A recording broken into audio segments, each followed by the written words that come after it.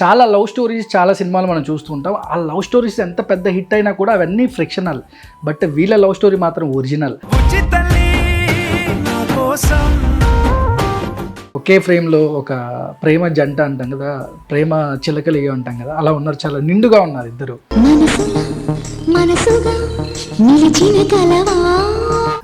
విరుచుకుపడే విధానమే నాకు ఇష్టం.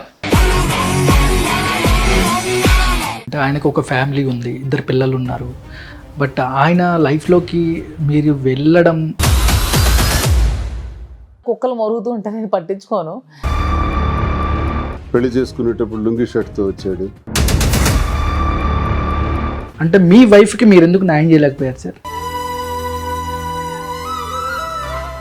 కూడా న్యాయం చేయటం చేయకపోవటం అంటే ఉండదు. అంటే మీరు సర్ది చెప్పుకోలేకపోయారంటారా? మాధురి మాయ చేయడానికి నేను చిన్నపిల్లని కాను. మీరే కావాలని వలేసారు అనేది ఎక్కువగా ఆరోపిస్తున్నారు. అదే అడుగుతున్నాను. I'm asking everyone why Srinivas గారిని వలేస్తే నాకు ఏం వస్తుంది ఆన్సర్ చెప్పండి అని అడుగుతున్నా. మీరు ఒక మంచి రీల్స్ చేస్తారు, ఏదైనా మంచి మంచి ఫొటోస్ చూసి చూడంగానే నచ్చేసావే, అడిగి అడగకుండా వచ్చేసావే.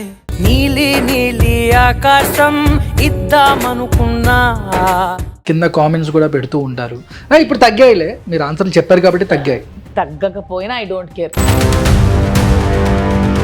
మేము భార్యాభర్తలమే, దీన్ని ఎవడు కామెంట్ చేయడానికి వీలు లేదు. మీరు అక్కడ రీల్స్ చేయడము ఏంటి? ఏ రీల్ చూసావు? నువ్వేనా రీల్స్ చూసావా? ఎవడో కోన్కిసుకు గొట్టంగా చెప్తే ఎలా వింటారు అయ్యా మీరు?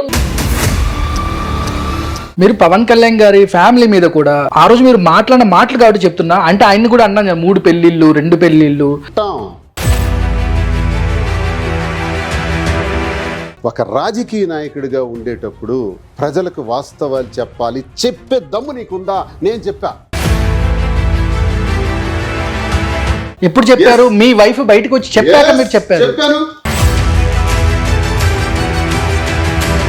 గత్యంతరం లేక మేము తీసుకున్నటువంటి నిర్ణయం.